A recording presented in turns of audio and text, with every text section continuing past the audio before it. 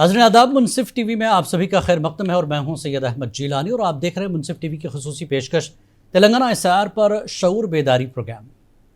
या नाज़रीन, तेलंगाना में 25 जून से वोटर लिस्टों की तस्दीक की सबसे बड़ी मुहिम एसआईआर का बाकायदा आगाज़ हो रहा है। इलेक्शन कमीशन की इस खुसूसी मुहिम के तहत बूथ लेवल अफसरान BLOs 24 जुलाई तक रियासत के तमाम वोटर्स के घर घर पहुँचेंगे और वो तमाम वोटर्स को एनुमरेशन फॉर्म फराहम करेंगे जिनकी तफसीलात की जांच करना लाजमी है। तमाम शहरियों के लिए ज़रूरी है कि वो अपने नाम और पते को अच्छी तरह देखकर फॉर्म मुकम्मल भरें और अगर आपने BLO को दुरुस्त मालूमात या फॉर्म जमा न कराया तो नाम वोटर लिस्ट से कट सकता है।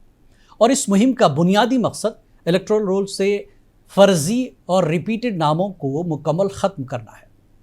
वोटर्स की आसानी के लिए मखसूस फॉर्म इंग्लिश और तेलुगु ज़बान में दिए जाएंगे और चीफ इलेक्टोरल अफसर और इंतज़ामिया ने आवाम से इस मुहिम में हिस्सा लेने की अपील की है।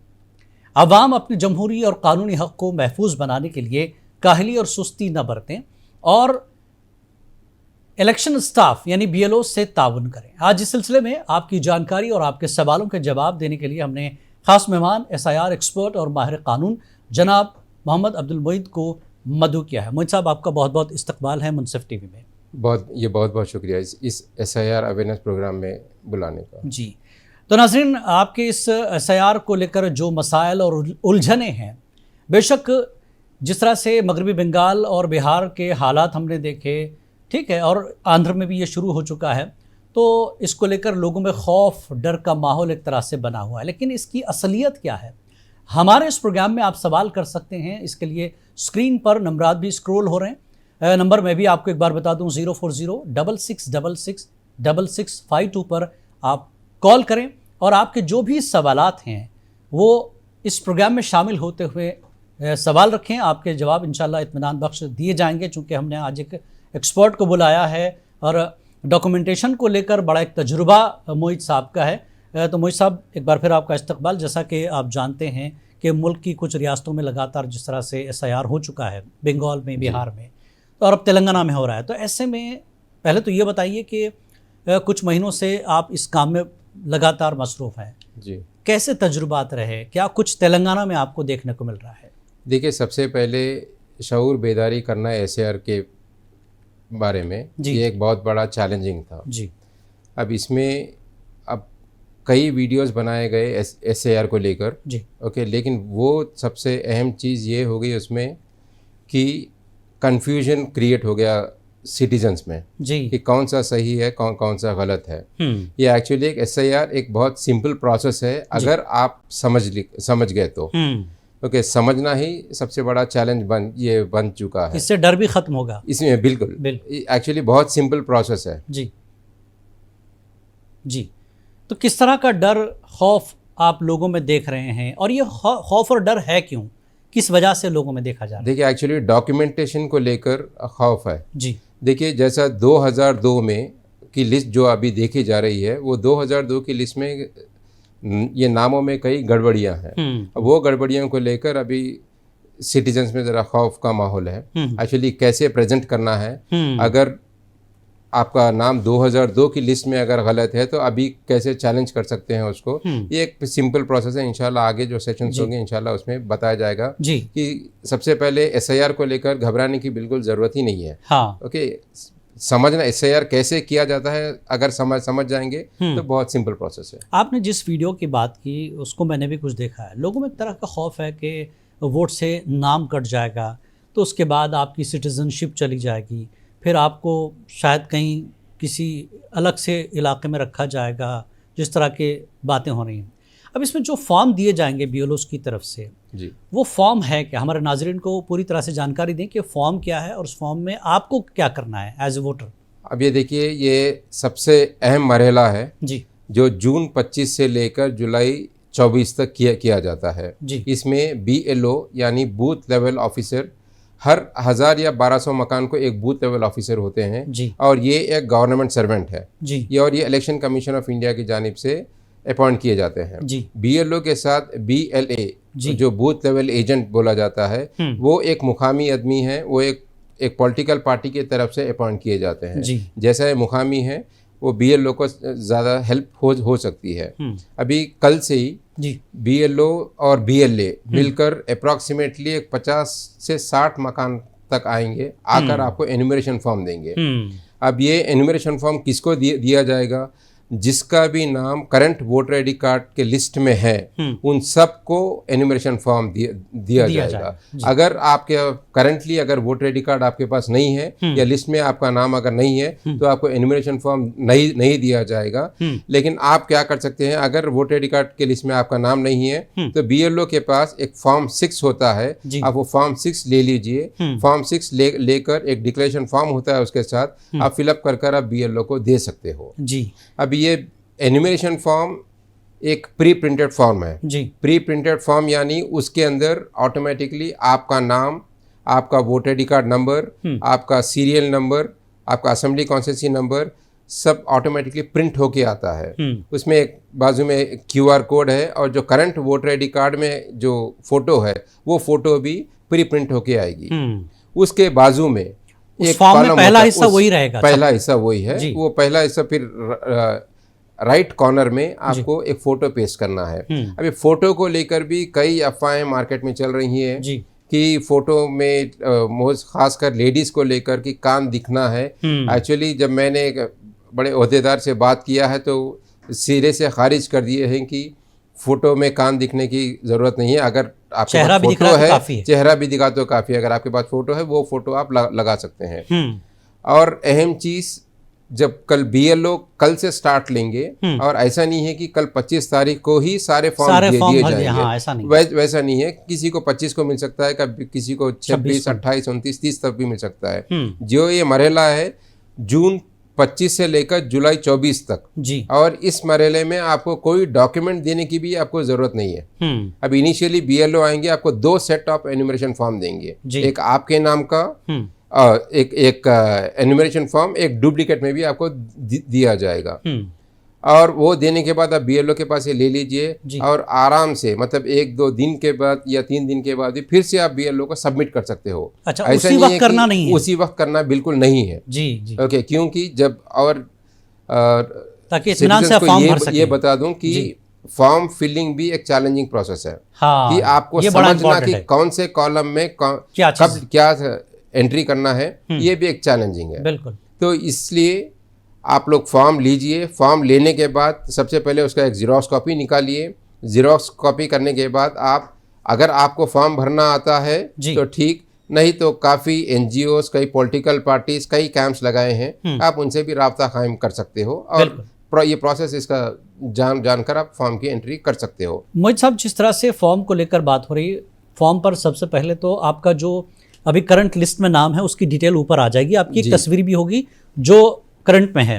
आपको सिर्फ एक्स्ट्रा फोटो, आपको नई फोटो लगानी है, एक एक्स्ट्रा फोटो लगाना है। अच्छा, ये भी कहा जा रहा है कि फोटो नहीं है तो बीएलओ ले लेगा जी, अपने मोबाइल से बीएलओ आपकी तस्वीर ले सकता है, ऐसा कुछ नहीं? फिल वक्त वैसा कुछ नहीं है। एक्चुअली आपको ये ऑफलाइन फॉर्म है, एनुमरेशन फॉर्म जो दिया जाता है, आपको पेस्ट करना है फोटो। फिर जैसा पहले मैंने बताया कि वो एनुमरेशन फॉर्म एक डुप्लीकेट में भी होता है, इसीलिए 2 फोटोग्राफ की जरूरत होती है। 2 फोटोग्राफ, एक तो इसमें ये फॉर्म में पेस्ट करेंगे और एक जो डुप्लीकेट फॉर्म है आप उसमें पेस्ट करेंगे।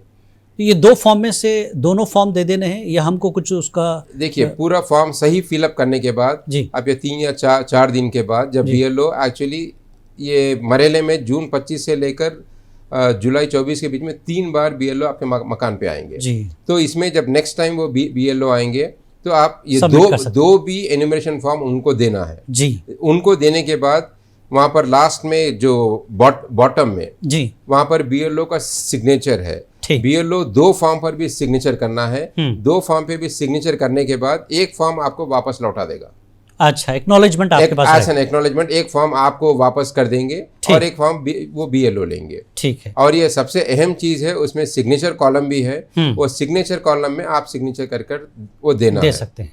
लेकिन इसमें और एक दुश्वारी भी क्या है जी, कई लोग वो करंटली तेलंगाना में नहीं है। फॉर एग्जांपल, एक मकान में 4 लोग हैं, ओके, 2 लोग कोई तेलंगाना में नहीं है, मतलब कोई फॉरेन कंट्री में है या तेलंगाना के बाहर काम कर रहे हैं, तो आप उनका भी फॉर्म आप बीएलओ के पास से कलेक्ट कर सकते हो। अच्छा, वो कलेक्ट करने के बाद जो सिग्नेचर का कॉलम होता है वहाँ पर जो सिटीजन यहाँ पर नहीं है उनका नाम लिखना नहीं है या उनकी सिग्नेचर करना नहीं करना है। जो जो घर के जो बड़े होते हैं, जो रिसीव कर रहे हैं, जो वो रिसीव अपना कर रहे नाम, हैं, वो अपना रिलेशन वो बंदे के साथ लिखना है। ठीक, फॉर एग्जाम्पल अगर वालिद साहब लिख रहे हैं तो आप फादर ऑफ बोलकर बच्चे का नाम जो वो लड़का है, हाँ, उनका नाम लिखकर आप सिग्नेचर कर आप सबमिट कर सकते हो। बिल्कुल। एक कॉलर है, चलिए देखते हैं कौन है। Hello hello hello. अस्सलाम वालेकुम। वालेकुम सलाम, कौन बात करें, कहाँ से? सईद बात कर रही हूँ, कतर से। जी, मेरा कहाँ से? सवाल भाई से ये है, माशाल्लाह भाई बहुत बेहतरीन काम कर रहे हैं। जी ये जी सवाल है मेरा कि जिसकी शादी हो चुकी है जी, उनकी SIR उनके लिए अप्लाई कैसा करना और वाइफ की मैपिंग कैसा करना। ठीक, बताते हैं। देखिए जी मोहित साहब, वाइफ की मैपिंग हमेशा पेरेंट्स के साथ ही करना ज़रूरी है। ये देखा गया, ये मैपिंग के दौरान की लास्ट 1.5 से 2 महीने में जो मैपिंग हुई है, कई BLOs वो लोग हस्बैंड के साथ मैपिंग किए हैं, लेकिन ये बिल्कुल ऐसा करना नहीं है। वाइफ जो अहलिया होती है, उनके वालिद या वालदा या उनके ग्रैंड पेरेंट के साथ मैपिंग करना बेहद ज़रूरी है।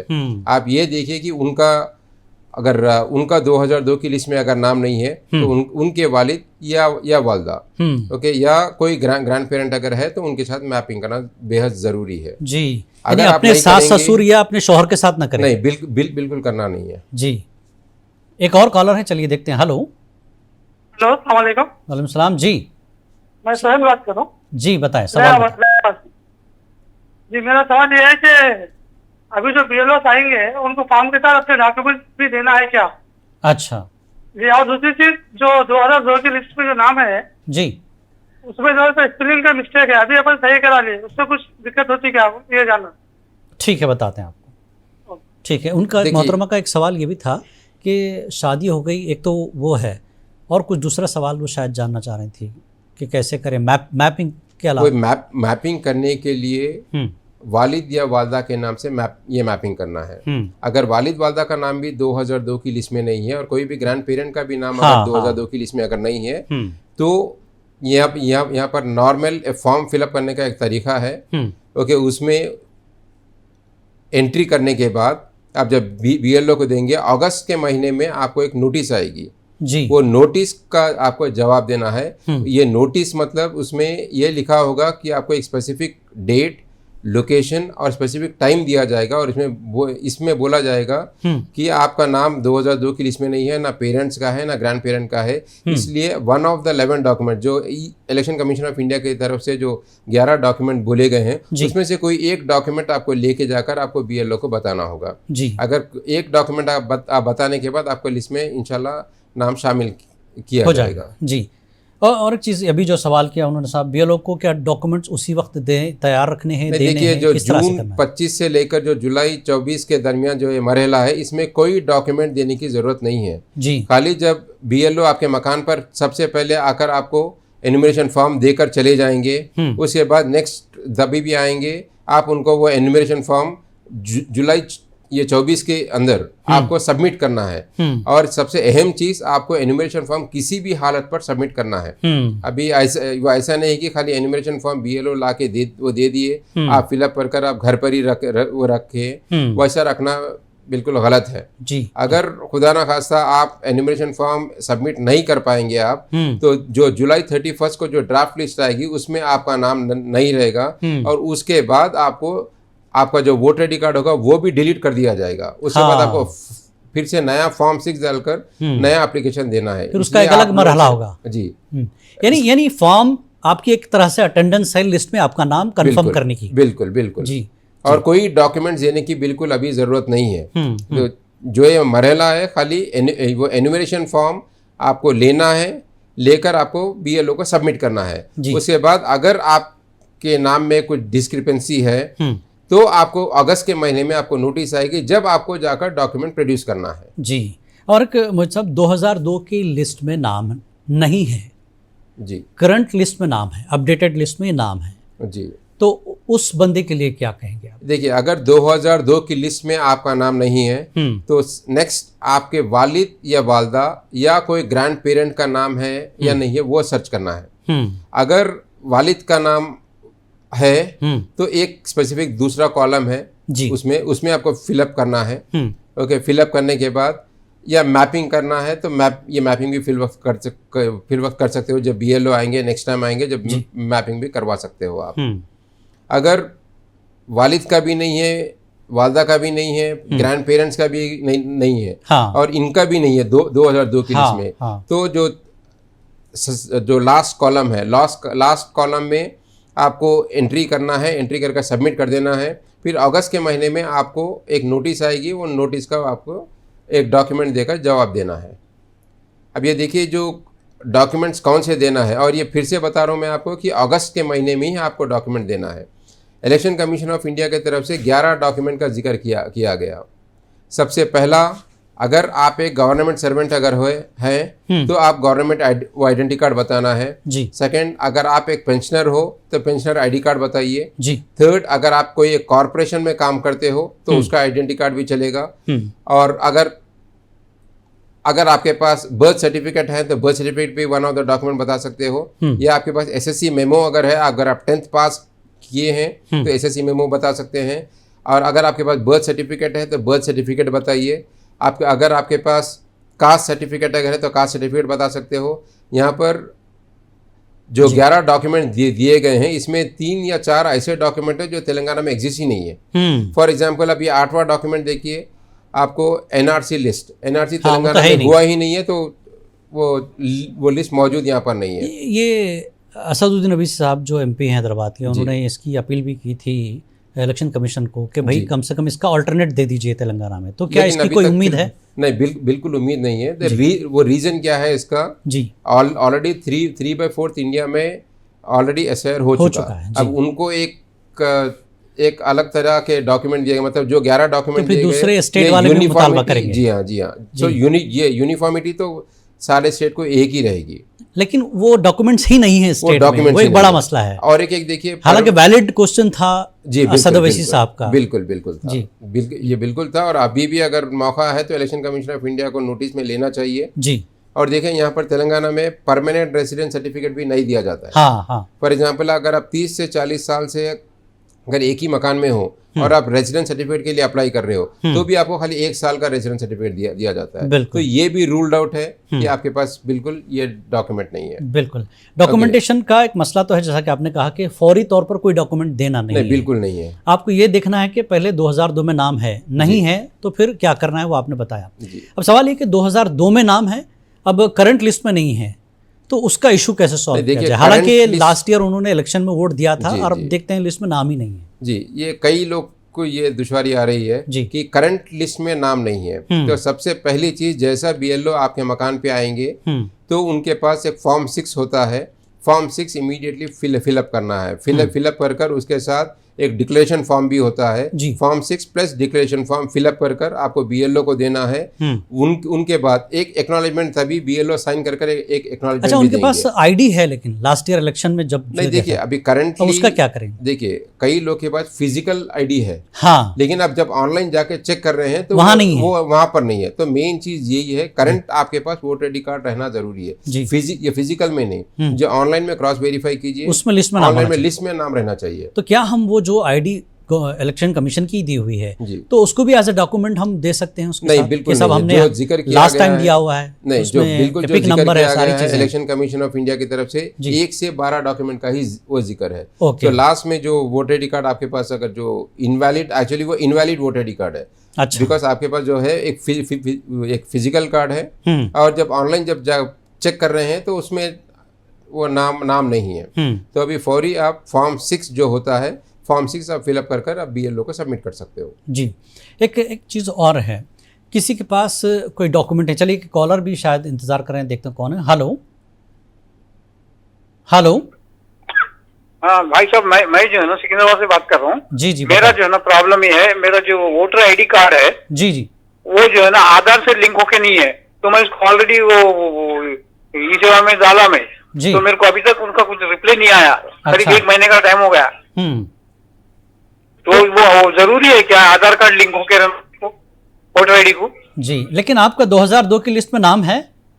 हाँ, नाम है मेरा 2002। अच्छा, अभी जो करंट आपका वोटर ID है या अभी जो लिस्ट आई है नहीं, उसमें आपने सर्च किया है अपना नाम? नहीं नहीं, अभी जो लिस्ट आई थी यानी 1-2 महीने पहले जो ये लोग MIM वाले जो है ना सर्वे कर रहे थे, जी जी, तो तब जो है ना मेरा था उसमें नाम दिख रहा था। हाँ। यानी 2002 में भी है और अभी भी चेक करते हैं तो दिख रहा है आपका नाम। हाँ जी, ठीक है, बहुत बहुत शुक्रिया, आप बताते हैं। अच्छा भाई, मेरा और एक सवाल है। जी जी, मैं जो है ना, अब मेरी औलाद है, 2 बच्चे है, बच्चों का जो है ना आधार ये है, वोटर आईडी है। वोटर आईडी जो है ना ऑलरेडी जो है ना हमारे पास पुराना है, नया नहीं है। ठीक है, यानी वो 10 साल पहले दिए, so black and white photo के साथ है। हाँ हाँ हाँ, तो वो वैलिड रहता ना, वो उसके जो नंबर है। ठीक है, बताते हैं, ठीक है, बताते हैं। सुनिए, देखिए, पहला आंसर आधार है लिंक आपका। जी जी, आपने कहा कि अभी जो करंट वोटर आईडी कार्ड है आपकी, वो आधार से लिंक नहीं है। ये मैंडेटरी नहीं है। ओके, ये कंपलसरी नहीं है कि वोटर कार्ड आधार कार्ड से लिंक होने का है। लेकिन अगर आपके पास अभी फिलवक्त वोटर आईडी कार्ड अगर नहीं है, अगर आप वोटर आईडी कार्ड अगर डालना चाहते हो, तो उसमें आधार में मोबाइल नंबर अपडेट होना बेहद जरूरी है। अभी जब आप नया फॉर्म डालेंगे आप, तब आधार और वोटर आईडी कार्ड दोनों लिंक हो रहे हैं। अच्छा। लेकिन जो पुराने वोटर आईडी कार्ड्स है वो लिंक करना जरूरी बिल्कुल नहीं है। तो आपके पास जो कार्ड है बिल्कुल वैलिड कार्ड है, और लिस्ट में भी नाम है, लिस्ट में भी नाम है, तो बिल्कुल वैलिड कार्ड है। और जो ये दूसरा क्वेश्चन था उनका कि बच्चों के पास पुराना वोटर आईडी है, 10 साल पुराना। बेहतर ये देखिए आपकी ऑनलाइन में वो वोटर आईडी कार्ड प्रेजेंस है या नहीं है। हाँ, क्योंकि अगर ऑनलाइन में है तो कोई कन्वर्ट कराने की जरूरत नहीं है। जो ब्लैक एंड व्हाइट जो नॉर्मल पेपर पे आता था, वो भी एक वैलिड वो वोटर आईडी कार्ड है। जी, उस वोटर आईडी कार्ड पर जो एपिक नंबर है, उसको आप इलेक्शन कमीशन की साइट तेलंगाना पर जाएं, उसको आप सर्च करें, क्रॉस वेरिफिकेशन करें। अगर वो एपिक नंबर और आपका नाम लिस्ट में दिख रहा है, का मतलब आप अभी उस लिस्ट में हैं और वोटर आईडी आपका वैलिड भी है। ठीक है, मसला नहीं। और जहाँ तक मोहित साहब ने कहा कि आधार का जो मसला है, वो जब आप दोबारा फॉर्म भरते हैं तो चूंकि आधार का जो नंबर है वो लिंक हो जाता है, उससे OTP आता है। उस बारे में थोड़ा बता दीजिए कि वो क्या मसला है OTP। अभी अगर किसी के पास वोटर आईडी कार्ड अगर नहीं है, तो नया फॉर्म 6 अप्लाई करने का प्रोसेस थोड़ा टीडियस हो गया। टीडियस यानी अगर आपका आधार पे मोबाइल नंबर अगर रजिस्टर्ड है, तो ऑनलाइन आप जाकर फॉर्म 6 फिलअप नहीं कर पाओगे। आपका आधार में मोबाइल नंबर रजिस्टर्ड रहना बेहद ज़रूरी है। एक्चुअली जब आप फॉर्म 6 फिलअप करेंगे, आपके आधार पे जो मोबाइल नंबर होगा उस पर 2 बार OTP आएगा। अच्छा। 1 टाइम पासवर्ड आएगा। 1 टाइम पासवर्ड आपको एंटर करने के बाद ही आपका फॉर्म 6 फिलअप होकर सबमिट हो जाएगा। अगर नहीं है, अगर मोबाइल नंबर अगर रजिस्टर्ड नहीं है, तो ऑनलाइन आप फिलअप नहीं कर सकते हो। लेकिन ये बात मैं उन लोगों को बता रहा हूँ जिसके पास फिल वक्त अभी वोटर आईडी कार्ड नहीं है, और मोबाइल नंबर भी आधार पर अपडेट नहीं है, तो वो लोग अभी जो BLO आपके मकान पर आएंगे, उनके पास एक फिजिकल फॉर्म 6 फॉर्म होता है। वो फिजिकल फॉर्म 6 आप फिलअप कीजिए, फिर फिलअप कर आप BLO को दे सकते हो। अच्छा, उसमें भी आपको मगर फोन नंबर देना है। आपका लोकल फोन नंबर, आपके पास जो मोबाइल नंबर है, पर्सनल नंबर आप दे सकते हो उसमें। लेकिन अभी यही दुश्वारी ये ऑनलाइन वर्सेस ऑफलाइन का दुश्वारी ये है जी। ऑनलाइन अगर आप मोबाइल नंबर अगर आधार पे अगर अपडेट नहीं है, तो ऑनलाइन नहीं कर पा रहे आप। हाँ, क्योंकि इसलिए जब BLO आएंगे ऑफलाइन आप फॉर्म 6 BLO के पास मतलब कई समस्या है, सुलझ जाएगी। जी बिल्कुल सुलझ जाएगी जी। एक और कॉलर है, चलिए देखते हैं। हेलो हेलो हेलो हेलो जी जी, कौन जनाब, कहाँ से बात कर रहे हैं? जो 2002 लिस्ट में, हेलो 2002 लिस्ट, वोटर लिस्ट में, हाँ जी, उसमें नाम अपने बेटे का जैसा नाम उसमें इंटर कराना है, तो किस बेस पे करा सकते हो? उस पे 2002 की लिस्ट में इंटर नहीं होगा। उसमें नहीं है। हमारे मिसेस का है, मेरा है, और जी, हमारे सन का नहीं है। अच्छा, सन का नहीं है, वो है इंडिया में ही है। जी हाँ, ठीक है। तो उनके पास कोई नया वोटर आईडी नहीं है? मतलब रिसेंटली उन्होंने कोई इलेक्शन में वोट दिया हो, कोई आईडी हो उनका? वोटर आईडी, हाँ, वो अप्लाई नहीं कर रहे, स्टूडेंट है उन्होंने। अच्छा, क्या एज है उनकी? अब एज जो है 20 साल है, 20-22 साल है। तो अब तक नहीं, पहला तो ये जवाब दीजिए कि आपने उनका वोटर आईडी अप्लाई किया था? अप्लाई किए थे यार। आया है वोटर आईडी आई उनकी? नहीं आया। नहीं आया है? नहीं आया। अब ये जो वोटर, अब एक वो लोग एक फॉर्म दे रहे हैं ना, उसमें हमारे बेटे का नाम लिखना फिर कैसा क्या है क्या तरीका? चलिए एक बार बताते हैं मोहित साहब, इनके पास बेटे का अप्लाई किया, आया नहीं, मतलब एक तरह से है ही नहीं इनके पास जी। 2002 में इनकी वाइफ का नाम है जी। तो अब इनके बेटे को क्या करना चाहिए? अभी BLO जब आपके मकान पर आएंगे एनुमरेशन फॉर्म आपको देने के लिए, मतलब वालिद को देने के लिए, तभी आप BLO के पास से फॉर्म 6 फॉर्म लीजिए, बेटे का पूरा सारा वो डिटेल्स एंट्री कीजिए, एक फोटो पेश कीजिए, फोटो पेश कर आप BLO को फॉर्म 6 सबमिट कीजिए। फॉर्म उसके बाद जी फॉर्म 6, उसके बाद आप BLO के पास से एक्नॉलेजमेंट भी लेकर रखिए आप जी। 2002 की लिस्ट में ना कुछ एडिट किया जा सकता है ना कोई ऐड किया जाता है। अभी करना था एक्चुअली, अगर उनके लड़के के पास अगर वोटर आईडी कार्ड होता तो वालिद के साथ वो मैपिंग हो जाती, लेकिन अभी जैसा बेटे के पास वोटर आईडी कार्ड नहीं है तो अभी फौरी जैसा BLO आएंगे एक नया फॉर्म 6 फॉर्म लीजिए और फिलअप कर सबमिट कीजिए। जी। अब मोहित साहब एक चीज़ ये है कि एज का जो मामला है या करेक्शंस को लेकर जो इशू है कि 2002 की लिस्ट में आपका नाम कुछ और है या स्पेलिंग मिस्टेक है और आपके पास जो नया अपडेटेड कार्ड है वो वैलिड है, उसमें कुछ और नाम है, जैसे MD हो गया, MOHD हो गया, या स्पेलिंग में EI वगैरह के इस तरह के इश्यूज आ रहे हैं। तो 2002 का क्या असर होगा आपके नए लिस्ट में जो नाम होगा?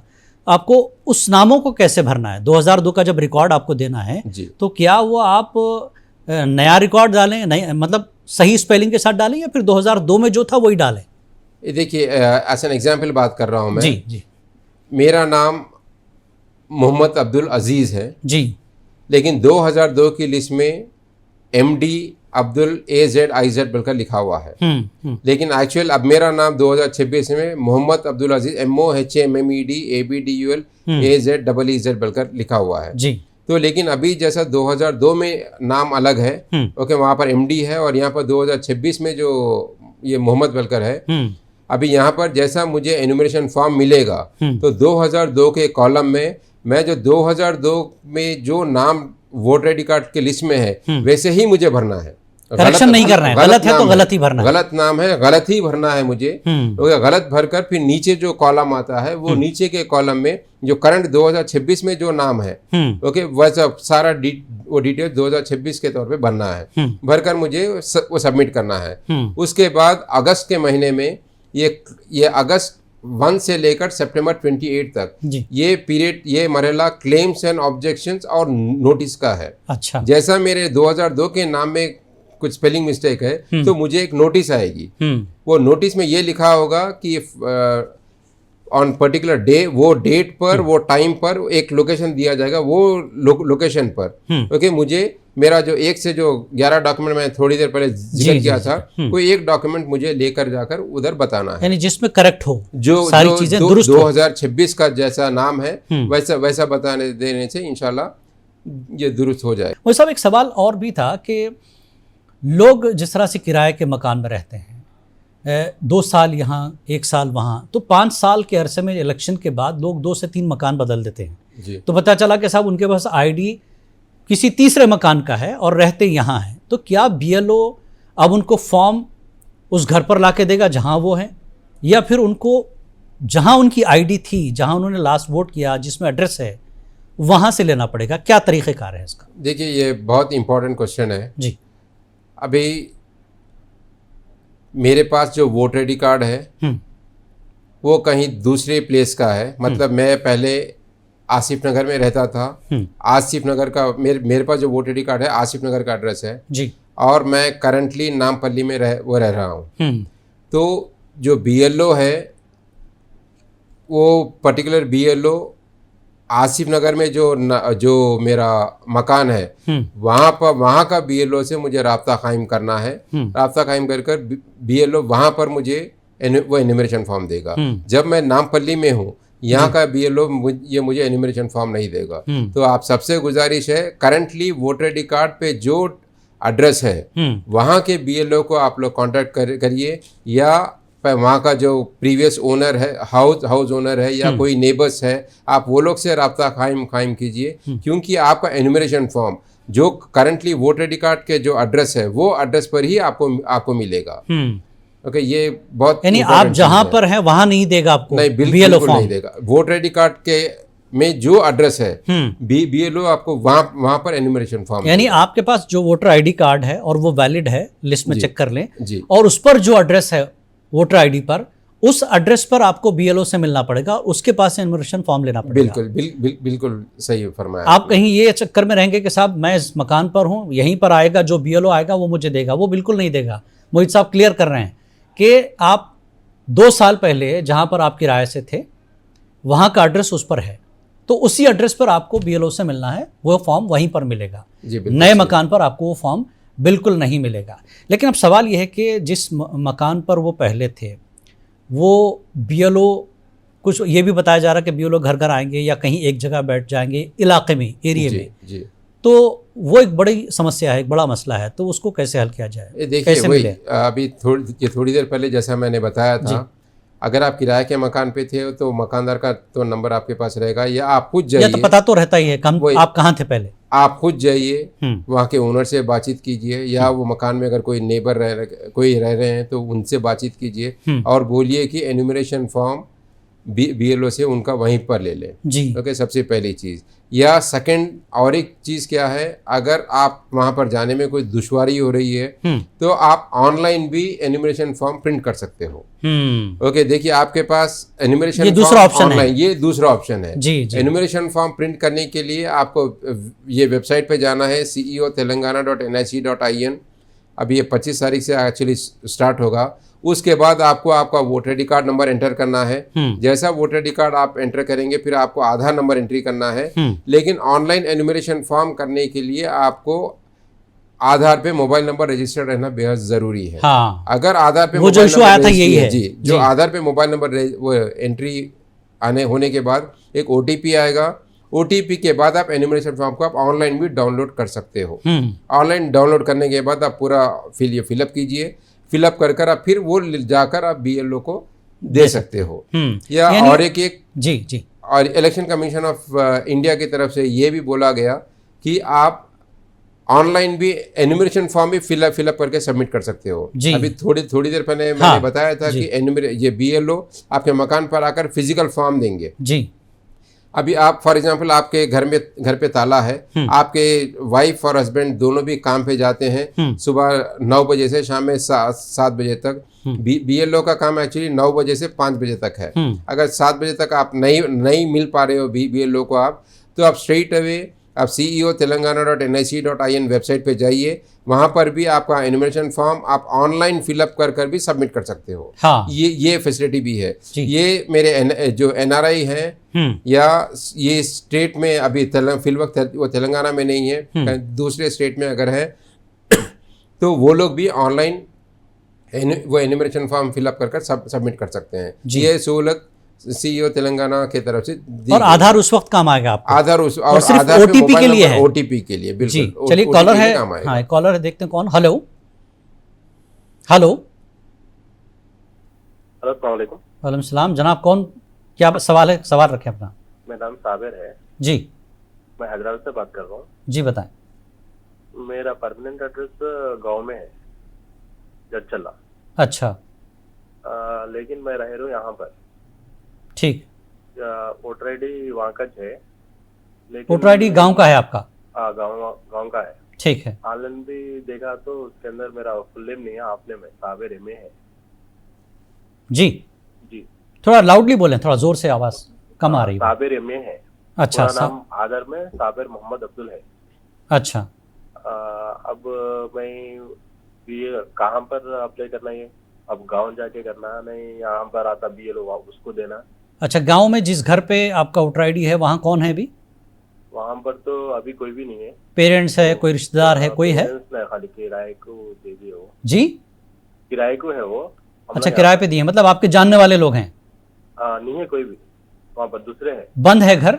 किराए वाले। आपका अपना घर है, आपने किराए पे दिया हुआ है? हेलो। हाँ जी। आप जानते हैं उनको? हाँ जानते हैं। ठीक है, चलिए मोहित साहब क्या कहेंगे? ये साबिर साहब, आपको 2 ऑप्शंस है। एक सबसे पहला, जो आपके किराएदार है आप उनको कांटेक्ट कीजिए और बोलिए कि BLO जब आएंगे आपका एन्यूमरेशन फॉर्म भी लेकर रख ले, फिर बाद में आप जाकर आप एनिमरेशन फॉर्म लेके आ सकते हो। या सेकंड ऑप्शन, जैसा थोड़ी देर पहले मैंने बताया कि आप ऑनलाइन भी एनिमरेशन फॉर्म फिलअप कर सकते हो। आप स्ट्रेट अवे आपका voter I D card number डालिए, आप आपका आधार नंबर डालिए और ऑनलाइन एनिमरेशन फॉर्म वो उस पर क्लिक कर आप एनिमरेशन फॉर्म फिलअप कर सकते हो। उसके बाद वो सबमिट ऑटोमेटिकली हो जाएगा जी। तो 2 ऑप्शन आपके पास मौजूद है जी। अच्छा, एक चीज़ और मोहित साहब, यहाँ पर NRIs के हवाले से आपने बात की, किसी के बच्चे बाहर हैं, पेरेंट्स यहाँ पर हैं जी, ठीक है, वोटर ID उनका उसी मकान पर है, लेकिन क्या एनिमरेशन फॉर्म वो पेरेंट्स किस तरह से दें अपने बच्चे के लिए, या बच्चा बाहर से भी ये कर सकता है, और फॉर्म क्या दें जी? फिर इसमें भी 2 ऑप्शंस हैं। एक सबसे पहला, अगर हेड ऑफ द फैमिली अगर यहीं पर है, जैसे आपने बताया कि फादर और मदर यहाँ पर है और बच्चे बाहर है, ओके, उनके लिए एनुमरेशन, अभी सबसे पहले current voter I D card वो बच्चों का रहना बेहद ज़रूरी है जी। अगर वोटर आई डी कार्ड है और सेम मकान पर यह है तो जैसा BLO आएंगे, हेड ऑफ द ये फैमिली, सारे जितने भी वोटर घर में है उन सब के enumeration form head of the family ले सकते हैं। अच्छा, वो लेकर आप head of the family fill up करना है। फिलअप कर नीचे जैसा मैंने बताया था कि सिग्नेचर के प्लेस पर जो बच्चे बाहर हैं उनका नाम लिखना नहीं है, यहाँ पर रिलेशन लिखना है कि फादर ऑफ बोलकर वो बच्चे का नाम, यानी जो फॉर्म रिसीव कर रहे हैं जी वो अपना नाम लिखें और वो बच्चे के साथ रिलेशन लिखना जरूरी है। वो रिलेशन फादर ऑफ या और अपनी साइन करें या जी हाँ बिल्कुल करना है बिल्कुल। और वो सेकंड ऑप्शन स्ट्रेट अवे थोड़ी देर पहले जैसा मैंने बताया कि आप ऑनलाइन भी एनुमरेशन फॉर्म फिलअप कर सकते हो। आप लॉग इन कीजिए, ये लॉग इन कर आप ऑनलाइन एनुमरेशन फॉर्म फिलअप कर सकते हो। फिर उसमें चैलेंज यही है कि आपका आधार में मोबाइल नंबर रजिस्टर्ड रहना बेहद जरूरी है। ठीक है, कॉलर है, चलिए देखते हैं कौन। हेलो, वालेकुम सलाम, कौन बात करें, कहाँ से? बात कर जी, सवाल करें। मोहम्मद मोइजुद्दीन है मेरा नाम। जी, सवाल बताएं। मैं 72 में पैदा हुआ था जी। अब फिर उसके लिए मैं क्या देना पड़ता? मेरा पासपोर्ट भी एक्सपायर हो गया है, चलता पासपोर्ट? नहीं, पहले तो ये बताइए 72 की आपकी पैदाइश, नहीं मतलब काफी अच्छा एज है आपकी, तो उस हालत से 2002 की लिस्ट में नाम है आपका? हाँ, नाम है मेरा। अभी करंट वोटर ID है आपके पास? हाँ, नया है अभी, ताजा नया? है। रिसेंटली आपने इलेक्शन में वोट दिया होगा? जी हाँ। चेक कर लिया आपने ऑनलाइन? जी हाँ, चेक कर लिया। ठीक है, देखिए अभी आप ये देखिए कि 2002 की लिस्ट में जो नाम है और 2026 में जो नाम है, दो अगर सेम है तो कोई डॉक्यूमेंट देने की बिल्कुल जरूरत नहीं है आपको। सारे करेक्ट हैं? सारे अगर करेक्ट है तो कोई डॉक्यूमेंट देने की जरूरत नहीं है, सिर्फ आपको वो फॉर्म भर के देना है। खाली जब मैपिंग सक्सेसफुल मैपिंग हो जाएगी तो कोई डॉक्यूमेंट आपको देने की जरूरत नहीं है। अगर नाम में अगर डिफरेंस है आपका, ओके, पहले जैसा मैंने बताया कि MA साबिर है और यहाँ पर मोहम्मद अब्दुल साबिर अगर है या कुछ गलत है, अगर दूसरा कोई नाम है तो आपको जब जाके आपको कोई डॉक्यूमेंट देने की जरूरत पड़ेगी। और ये पासपोर्ट को लेकर जो ये बता रहे हैं कि ये पासपोर्ट एक्सपायर ऑलरेडी हो गया, तो बेहतर ये है, पासपोर्ट एक्सपायर्ड भी एक्सेप्टेड है, लेकिन बेहतर ये है कि उसको रेन्यूअल भी वो करा ले। अभी कितने दिन में हो रहा है मोहित साहब पासपोर्ट? जी देखिए, पासपोर्ट आज अगर अप्लाई करेंगे तो 18 दिन के बाद का डेट मिल रहा है। अच्छा, ओके, तो 1 महीने के अंदर आ जाएगा। जैसे मैंने बताया कि अब कोई डॉक्यूमेंट देने की जरूरत नहीं है। अभी आपके पास 1 महीना ये बचा हुआ है, अगस्त के महीने में आपको डॉक्यूमेंटेशन बताना है। तो बेहतर ये है कि आप अगर कई हजरात जिसके पासपोर्ट अगर एक्सपायर भी होगा तो बेहतर है उसको रेन्यूअल कर लीजिए आप। जी मोहित साहब, एक बड़ा अहम सवाल ये है, पढ़े लिखे लोगों के पास डॉक्यूमेंटेशन की कमी नहीं है, ठीक है जी, चाहे वो बर्थ सर्टिफिकेट हो, 10th का सर्टिफिकेट हो, एनी एजुकेशनल सर्टिफिकेट। अब जो बेचारे अनपढ़ हैं, पढ़े लिखे नहीं हैं, मजदूरी करने वाले गांव देहात के लोग हैं, वो किस तरह का डॉक्यूमेंट कितना इम्पोर्टेंट है, क्या रखें वो अपने पास जो इसके लिए काम आए? जी, इलेक्शन कमीशन ऑफ इंडिया की तरफ से ये 12 डॉक्यूमेंट दिए गए, लेकिन अगर सही में देखेंगे, अगर कोई एक अनएजुकेटेड की बात कर रहा हूं मैं, जो पहला डॉक्यूमेंट है गवर्नमेंट सर्वेंट, वो अनएजुकेटेड गवर्नमेंट सर्वेंट नहीं है। सेकंड पेंशनर नहीं है। थर्ड कोई कॉर्पोरेशन में काम नहीं कर रहा है। फोर्थ SSC मेमो नहीं है। फिफ्थ बर्थ सर्टिफिकेट नहीं है उनके पास। ओके, सिक्स्थ पासपोर्ट नहीं है। सेवेंथ परमानेंट रेजिडेंट सर्टिफिकेट, वो तो तेलंगाना में नहीं है। 8th वाला जो है फॉरेस्ट लैंड सर्टिफिकेट है। ये फॉरेस्ट लैंड सर्टिफिकेट जो ट्राइबल्स होते हैं खाली उन्हें ही दिया जाता है, और तेलंगाना में खाली 1 लाख लोग के पास ये सर्टिफिकेट है, तो ये भी रूल्ड आउट हो गया। ओके, 9th वाला जो है NRC लिस्ट, वो भी रूल्ड आउट हो गया। एक 10th वाला जो है वो है कास्ट सर्टिफिकेट। ओके, यहाँ पर इलेक्शन कमीशन ऑफ इंडिया की तरफ से ST, SC, OBC और caste certificate issued by any competent authority बोलकर लिखा हुआ है। तो आप लोग ये काम कीजिए, जो अनएजुकेटेड है, जो ये डॉक्यूमेंट्स अगर उनके पास नहीं है तो आप लोग मी सेवा जाकर आप लोग कास्ट सर्टिफिकेट अप्लाई कर सकते हो। ठीक, ओके, कास्ट सर्टिफिकेट अगर होगा तो वो भी एक बिल्कुल वैलिड डॉक्यूमेंट है आपका। अच्छा, किसी शख्स के पास LIC का कोई कदीम सर्टिफिकेट जिसने LIC पॉलिसी बनाई थी वो, या पोस्ट ऑफिस का अकाउंट है जी, सेंट्रल पोस्ट ऑफिस का, तो क्या ये सरकारी डॉक्यूमेंट्स उसमें यूज नहीं? ये बिल्कुल जो थर्ड वाला जो मैं कॉर्पोरेशन की बात कर रहा था मैं, ये यही कॉर्पोरेशन का है। अगर पोस्ट ऑफिस में काम कर रहे हो, प्राइवेट बैंक में काम कर रहे हो या कॉर्पोरेशन बैंक में काम कर रहे हो, नहीं काम नहीं, अगर अकाउंट है आपका पोस्ट ऑफिस में वो एक डॉक्यूमेंट। देखिए अभी यहाँ पर जो ये बड़ा मसला है, ये डॉक्यूमेंटेशन के तहत भी जी इलेक्शन कमीशन ऑफ इंडिया की तरफ से अलग अलग एज ग्रुप को एक एक डॉक्यूमेंटेशन दिया गया जी। अगर आप 1987 जुलाई 1 से पहले अगर आपकी पैदाइश अगर है तो आपको खाली एक डॉक्यूमेंट आपको देना बेहद ज़रूरी है। क्योंकि अगर आपकी पैदाइश 1 जुलाई 1987 और 4 दिसंबर 2004 के अगर बीच में अगर है तो आपको 2 डॉक्यूमेंट देना है। एक आपका डॉक्यूमेंट है और एक आपका पेरेंट्स, मदर या फादर का कोई एक डॉक्यूमेंट आपको देना है। फिर ये जी, अगर आपकी डेट ऑफ बर्थ 4 दिसंबर 2004 के बाद है तो आपको 3 डॉक्यूमेंट देना है। एक आपका डॉक्यूमेंट है, एक दूसरा मदर का डॉक्यूमेंट है और एक फादर का डॉक्यूमेंट है। तो 3 आपको डॉक्यूमेंट देना है। जैसे आपने बताया था कि अगर आपके पास पोस्ट ऑफिस कॉर्पोरेशन का कुछ वो आइडेंटिटी कार्ड वगैरह अगर आपके पास है तो इसको 1987 जुलाई 1 से पहले अगर आपके पास वो कोई डॉक्यूमेंट है तो वो एक डॉक्यूमेंट आपको एक्सेप्टेड डॉक्यूमेंट के साथ लिया जा रहा है। ठीक, एक कॉलर है, चलिए देखते हैं कौन। हेलो हेलो हेलो जी, कौन बात कर रहे हैं? सवाल रखें। जी अब्दुल बारी बात कर रहा हूँ जी, बताइए सवाल। हेलो, अपना सवाल रखिए, क्या पूछना चाहते हैं? हाँ, हम ये पूछना चाह रहे हैं कि जो NRI के लोग हैं, हाँ, ओके, तो उनके लिए जो है ना ऑनलाइन की वेबसाइट कब तक खुली रहेगी और किस तरीके से जो है ना उसको हम लोग ऑनलाइन पे जो है काम कर सकते हैं। जरा मोई साहब की अल्हम्दुलिल्लाह तकरीबन बहुत सारी उनके मालूमात अंगेज जो है बयान सुने हैं जी। ठीक है, तो हम उनसे थोड़ा सा और थोड़ा इंशाल्लाह बताएंगे, जरूर और बेहतरीन तरीके से किस तरह वो अपने आप को रजिस्टर करा सकते हैं, जरा उस बारे में और थोड़ी ठीक है जानकारी देंगे तो मेहरबानी। बताएंगे।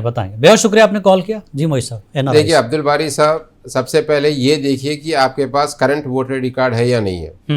और मोस्टली NRIs के लिए अगर आपके पास वोटर आई डी कार्ड नहीं है तो आप फॉर्म 6A ये आप ऑनलाइन फिलअप कर सकते हो।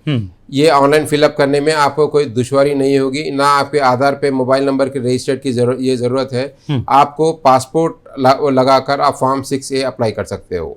अगर आपके पास अभी वोटर आई डी कार्ड फिलवक्त है तो इससे पहले जैसे मैंने बताया था कि ऑनलाइन एन्यूमरेशन फॉर्म भी ये मौजूद है। आपका ऑनलाइन करने के लिए आपका voter I D card number डालिए, आपका आधार नंबर डालिए, उसके बाद आप online form enumeration form fill up करके आप बिल्कुल आसानी से सबमिट कर सकते हो। बिल्कुल। यहाँ पर एक चीज़ और है, आपने जैसा कहा कि 87 से पहले या 87 के बाद 2004 के बाद मुद्दा है, जिनके माँ बाप बिल्कुल नहीं हैं, यतीम यसीर बच्चे हैं जी, तो वो लोग किस तरह के डॉक्यूमेंट्स लगाएं, उनके लिए भी एक बड़ा मसला है। देखिए और उनके माँ बाप का 2002 की लिस्ट में नाम भी नहीं है जी, 2002 की लिस्ट में नाम भी नहीं है और वो यतीम यसीर है। ओके, तो इस सिलसिले में अगर फॉर एग्जांपल बता रहा हूँ मैं, अगर 1987 से पहले जुलाई 1 से पहले अगर डॉक्यूमेंट अगर उनकी पैदाइश है तो इनका एक पर्सनल डॉक्यूमेंट लगाना बेहद ज़रूरी है। अभी आप ये देखेंगे सेकंड उसमें कि जुलाई 1 1987 के बाद और 4 दिसंबर 2004 के बीच में है तो एक वालिद का डॉक्यूमेंट लगाना ज़रूरी है। अगर यतीम यसीर अगर है तो उनका किसी का भी अगर एक डेथ सर्टिफिकेट, अच्छा, अगर किसी का भी डेथ सर्टिफिकेट है तो वो लगाना आपको बेहद ज़रूरी है जी। अगर उनके कोई रिश्तेदार है, मतलब वालिद के भाई, चाचा, ताया अगर हैं, तो क्या ये लोग अपने रिलेशन में उनको रेफरेंस के तौर पे दे सकते हैं? बिल्कुल रेफरेंस के तौर पे देने नहीं दे सकते। माँ बाप या दादा दादी, जो मैपिंग बोला गया है जी, अब ये मैपिंग में वालिद, वालदा और ग्रैंड पेरेंट्स, दादा दादी या नाना नानी से भी है जी। और वो भी उनके डॉक्यूमेंट्स आपके पास हो, उसमें प्रूफ हो क्या उनमें आपके माँ बाप का नाम हो। अभी ये बड़ा मसला है। ये देखा गया मैपिंग में जी कि कई लोग अपने दादी, नाना और नानी के साथ मैपिंग किए हैं। फॉर इंस्टेंस बता रहा हूँ मैं कि मेरा नाम 2002 की लिस्ट में नहीं है, मेरे वालिद का नहीं है, मेरे वालदा का नहीं है, मेरे दादी या नानी और मेरे नाना का नाम है। तो मैं अगर मेरे नानी के नाम से अगर मैं मैपिंग कर रहा हूँ तो मुझे आनेमोली की शक्ल में बाद में नोटिस आएगी जी। लेकिन वो नोटिस में ये बोला जाएगा कि मुझे ये प्रूव करने के लिए बोला जाएगा कि वो मेरे नानी है। हाँ। अब मैं जब प्रूव करने के लिए जाऊंगा कि वो मेरे नानी है, मेरे वालदा के पास एक ऐसा डॉक्यूमेंट रहना चाहिए जिसमें मेरे नानी का नाम हो, हाँ, या नाना का नाम या नाना का नाम हो। तो ऐसे खाली 2 ही डॉक्यूमेंट हैं, एक मेरे वालदा के पास पासपोर्ट रहना बेहद ज़रूरी है और दूसरा मेरे वालदा के पास बर्थ सर्टिफिकेट रहना। अगर बर्थ सर्टिफिकेट अगर है तो उसके अंदर नाना का नाम रहेगा और नानी का भी नाम रहेगा। अगर पासपोर्ट अगर है तो वहाँ पर भी नाना का और नानी का नाम रहेगा। बिल्कुल। तो जो कोई भी मैपिंग कर रहे हैं अपने नानी या दादी के साथ और नाना के साथ, तो ये खास तौर पे ये आप देख लीजिए कि आपके पास, आपके वालदा के पास ये डॉक्यूमेंट है या नहीं है। अगर डॉक्यूमेंट अगर नहीं है तो मैपिंग करने की ज़रूरत नहीं है। आप ऐसे ही बोल सकते हैं कि 2002 में ना वालिद वालदा का नाम है ना ग्रैंड पेरेंट का नाम है। आप सिंगल आप लास्ट कॉलम में आप एंट्री कीजिए, उसके बाद आपको नोटिस आएगी। नोटिस आने के बाद आप 1 से 12 जो डॉक्यूमेंट है कोई एक डॉक्यूमेंट आप लेके जाके आप बता दीजिए जी, क्योंकि वो प्रूव करना मुश्किल हो जाएगा कि वो आपके नानी है। हाँ, ये लिखने से पहले या मैप कराने से पहले ये जो मोहित साहब ने कहा कि या तो वालिदा का बर्थ सर्टिफिकेट, पासपोर्ट या फिर उनका जो है एसएससी का जो है सर्टिफिकेट देख ले जिसमें कम से कम नाना का नाम होगा। जो पहले जो एसएससी थे जी पुराने, हाँ वो भी पुराने एसएससी में वालिदा का नाम नहीं है, पेरेंट्स का नाम नहीं, सिर्फ नाना का मिल जाएगा। इसलिए जी हाँ, नाना का मिल सकता है। ठीक है।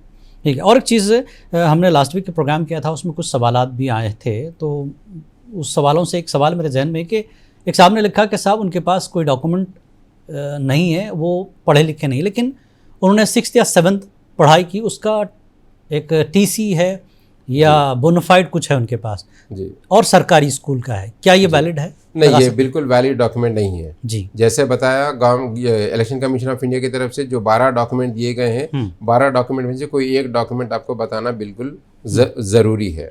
लेकिन एनी एजुकेशनल सर्टिफिकेट उसमें बताया गया? एनी एजुकेशन सर्टिफिकेट नहीं है, यूनिवर्सिटी, कॉलेज, स्कूल जी नहीं, वो 1 से 12 डॉक्यूमेंट में वैसा नहीं है बिल्कुल, उसका जिक्र ही नहीं किया गया। जैसा मैंने बताया था उसके अंदर एसएससी क्लियर कट ये बताया गया है कि एसएससी मेमो अगर आपके पास अगर है तो आपको बताना बेहद ज़रूरी है। ठीक है, एक कॉलर है, चलिए देखते हैं कौन है। हेलो हेलो हेलो जी, कौन बात करें, सवाल करें। जी, मैं रेहान बात कर रहा हूँ ओमान से जी। जब से मैं शुरुआत से देख रहा था शो और बहुत इंफॉर्मेटिव तरीके से माशाल्लाह से काफी डाउटफुल चीजें एक्सप्लेन किए हैं मोहित साहब ने जी। मेरा यही सवाल था कि अगर नाम 2002 के लिस्ट में नहीं है तो किस तरीके से हम वो कर सकते हैं, अपना नाम रजिस्टर कर सकते हैं। और साथ में मैंने शायद यही मोहित साहब को सच जानकारी कॉर्नर पर भी देखा है जी, तो यूट्यूब पर, तो ये सवाल का आंसर करो जी। जी मोहित साहब, देखिए करंटली आप रायन साहब ये देखिए कि 2002 की लिस्ट में आपका नाम नहीं है, आपके पास करंट वोटर आईडी कार्ड रहना बेहद ज़रूरी है। अगर आपके पास करंट वोटर आईडी कार्ड अगर है तो अभी जब बीएलओ आपके मकान पे आएंगे, जब एनुमरेशन फॉर्म देंगे, जो लास्ट ये एनुमरेशन फॉर्म के बॉटम में एक कॉलम है, वो कॉलम में आपको आपका जो करंट जो 2026 में जो वोटर आईडी कार्ड के डिटेल्स है उसमें सब कुछ भरना पड़ेगा। वो कॉलम में देखिए सबसे पहले डेट ऑफ बर्थ है, उसके नीचे आपका आधार कार्ड नंबर है, फिर आपका मोबाइल नंबर है, आपके वालिद का नाम है, उसके नीचे वालिद का आपका वोटर आईडी कार्ड नंबर है, वालदा का नाम है, वालदा का वोटर आईडी कार्ड नंबर, आपके अहलिया का नाम है, अहलिया का ये वोटर आईडी कार्ड नंबर जी। अगर आपके वालिद के पास वोटर आईडी कार्ड नंबर है तो एंट्री कीजिए, नहीं है तो खाली वालिद का नाम लिखकर आप छोड़ सकते हैं जी। वो सबमिट करने, वो लिखने के बाद आप नीचे सिग्नेचर कीजिए, सिग्नेचर करने के बाद आप बीएलओ को सबमिट कर दीजिए। फिर आपको अगस्त के महीने में आपके मकान पर नोटिस आएगी, बीएलओ लाकर आपको नोटिस देंगे और वो नोटिस में ये बोला जाएगा कि स्पेसिफिक लोकेशन और डेट एंड टाइम पे आप आज जाकर आप ये 1 से जो 12 डॉक्यूमेंट है कोई एक डॉक्यूमेंट आपको सबमिट करना है। उसमें ये 2026 के फाइनल लिस्ट में इंशाल्लाह आपका नाम ऐड हो जाएगा। जी मोहित साहब, एक आखिरी सवाल जानना चाहूँगा कि 2002 की लिस्ट में भी एक शख्स का नाम है और अपडेटेड लिस्ट में भी नाम है जी, तो उसको मैपिंग करना ज़रूरी है, पेरेंट्स के साथ अपनी पेरेंट्स की डिटेल देनी ज़रूरी है, या वो अपना ही 2002 का अपना ही, इसको बोलते हैं सेल्फ मैपिंग जी। अगर 2002 की लिस्ट में अब मेरा नाम है और 2026 में भी करंटली वोटर आईडी कार्ड है और अगर सही है तो मैं बिल्कुल सेल्फ मैपिंग कर सकता हूँ। सेल्फ मैपिंग करने के बाद मेरा नाम फाइनल लिस्ट में ऐड कर दिया जाएगा। मैंने पेरेंट्स की डिटेल देने की पेरेंट्स की डिटेल देने की जरूरत नहीं है, वो पूरे फॉर्म में, कंप्लीट पूरे फॉर्म में कहीं जिक्र करना है। अगर जिक्र का आपको करना है कर सकते हैं। एक कॉलम है जो बॉटम एनुमरेशन फॉर्म के बॉटम में दिया गया है, वो कॉलम में आपको पेरेंट्स का नाम और आपके अहलिया का नाम अगर है तो आप बिल्कुल एंट्री करना है। तो उसमें एपिक नंबर भी डालना है साथ में उनका, अगर फादर का पेरेंट अगर करंटली फादर का अगर एपिक नंबर है तो डालिए आप, नहीं तो वो डालने की बिल्कुल जरूरत नहीं। माँ बाप मरहूम है लेकिन उनके पास आईडी है 2002 की और एपिक नंबर है, तो क्या वो दे उसकी तफसीलात? 2002 का अगर फॉर एग्जांपल 2002 का लिस्ट में मेरा नाम अगर है, ओके, अभी जो फादर का नेम और मदर का नेम डालना है, अगर वो मरहूम है तो मुझे कुछ डालने की जरूरत, उनका नाम लिखना है बस उतना ही, लेकिन वोटर आईडी कार्ड का नंबर लिखने की बिल्कुल जरूरत नहीं है। जी, एक चीज़ है साहब, वजाहत थोड़ी सी चाहता हूँ कि इलेक्शन कमीशन ये कहता है कि वोटर लिस्ट से नाम निकलने का मतलब ये नहीं कि सरकारी डॉक्यूमेंट से कोई ताल्लुक नहीं है उसका, लेकिन आम लोगों में इसका डर ज़रूर है, इसके क्या असरात होंगे? देखिए, ये लास्ट मंथ ये सुप्रीम कोर्ट का ऑर्डर है, SIR पर कई मारूफ लोग रिट पिटिशन दाखिल किए थे सुप्रीम कोर्ट में। जी। दाखिल करने के बाद लास्ट एक 10-15 days back final judgement Supreme Court का आया है और इसमें ये बोला गया कि जो प्रोसेस इलेक्शन कमीशन कर रहा है वो बिल्कुल सही कर रहा है, लेकिन उस पर तनकीद भी ये की गई सुप्रीम कोर्ट की तरफ से कि इलेक्शन कमीशन कोई होता नहीं है सिटीजनशिप प्रूफ मांगने का, लेकिन इनडायरेक्टली जैसा हम लोग देख रहे हैं, इनडायरेक्ट आपके सिटीजनशिप पे इफेक्ट हो रहा है। अच्छा। कैसे? जैसा फॉर एग्जांपल वेस्ट बंगाल की ये गवर्नमेंट और बिहार की गवर्नमेंट ये डिक्लेयर कर दिया कि 2026 में जिसका भी नाम SIR के लिस्ट में नहीं है वहां पे सबका रेशन कार्ड कैंसिल कर दिया गया। गवर्नमेंट से जो सर्विस मिल रही है वो खत्म होगी। जी, और ये भी बोला गया कि आगे जितने भी गवर्नमेंट के प्रोग्राम्स वो स्कीम्स होंगे वो उसमें भी पार्टिसिपेट नहीं कर पाएंगे। अब इससे ये पता चलता है कि मुझे इलेक्शन कार्ड का मतलब ये है कि I am citizen of India, I am eligible to vote, लेकिन जब फाइनल लिस्ट में अगर मेरा नाम नहीं है तो मुझे सबसे पहले मेरा राशन कार्ड कैंसिल कर दिया जा रहा है और बाकी के स्कीम्स में भी मुझे लिया नहीं जा रहा है। ऐसे लोग तो पहले पासपोर्ट बनाएं, मुझे जगह प्रूव करना पड़ेगा कि मैं पहले यहाँ का शहरी हूँ, तो इसके लिए पासपोर्ट एक बड़ा अहम, इसलिए पासपोर्ट देखिए आज की बात है जी। आज मिनिस्ट्री ऑफ एक्सटर्नल अफेयर्स उन्होंने ऑफिशियली डिक्लेयर किया है कि पासपोर्ट भी एक सिटीजनशिप प्रूफ नहीं है। अच्छा, ओके, अब ये कंक्लूसिव डॉक्यूमेंट बिल्कुल नहीं है। अच्छा। तो अब आगे क्या होगा इंशाल्लाह वो देखा जाएगा। बहरहाल आप लोग अपना जो इनमरेशन का मसला है, BLO आपके घर आएगा और जिनके पास पुराने पते पर इलेक्शन कार्ड था और उन्होंने अब घर बदला है तो वो अपने पुराने पते पर जाकर BLO से मुलाकात करें और वो फॉर्म लें, उसी एड्रेस पर उसको फिलहाल भर दें। और डॉक्यूमेंटेशन की जहाँ तक बात है, जितने हो सकते हैं सरकारी तौर पर जो डॉक्यूमेंट्स है वो जमा रखें, खौफ और डर का माहौल बिल्कुल ना बनाएं। इस लिस्ट में अपने नाम को पहले उसकी जो है हिफाजत करें, मतलब आपका नाम उस लिस्ट में हो, इसकी तैयारी आपको करनी है। उसके लिए तैयार रहें और BLO के साथ अच्छे बर्ताव के साथ पेश आएँ और अपने डॉक्यूमेंट्स जमा करें। BLO को फॉर्म ज़रूर सबमिट करें। जिस किसी ने BLO को फॉर्म नहीं दिया इसका मतलब उसका नाम लिस्ट से गायब होगा। फॉर्म देना ही आपकी ज़मानत होगी कि वो लिस्ट में आइंदा नाम फाइनल लिस्ट में आएगा। फिलहाल इस पूरे प्रोग्राम में इतना ही, और इस प्रोग्राम को आप YouTube पर भी दोबारा देख सकते हैं। मोहित साहब ने बहुत मुफीद जो है बातें यहाँ पर बताई, सवालों के जवाब दिए। हो सकता है आपका उसमें से कोई सवाल हो तो आपको उसका जवाब मिल जाएगा।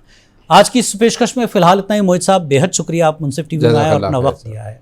नाज़रीन, फ़िलहाल इसमें इतना ही, इजाज़त दें, आदाब।